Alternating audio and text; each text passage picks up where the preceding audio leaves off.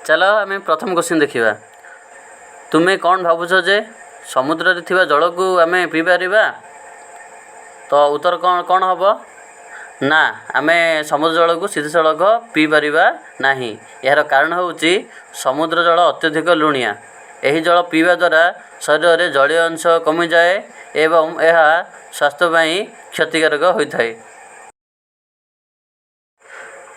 चलो तो आम सेकेंड क्वेश्चन देखा समुद्र जल को क्यों क्यों काम व्यवहार कर देखो यार उत्तर कौन रहा समुद्र जल को विभिन्न कार्य व्यवहार करपरिक प्रथम है लुण उत्पादन समुद्र जल को बाष्पीकरण कर लुण प्रस्तुत कराए।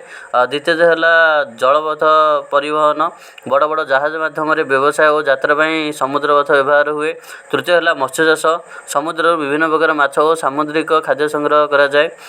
चतुर्थ है जल विशोधन केतेक देशर आधुनिक ज्ञानकौशल व्यवहार करी समुद्र जल को पानीय उपयोगी कर आउ पंचम है शक्ति उत्पादन समुद्र जलर ढेउ बा जुआर को व्यवहार करी विद्युत शक्ति उत्पादन करा जाय थाए।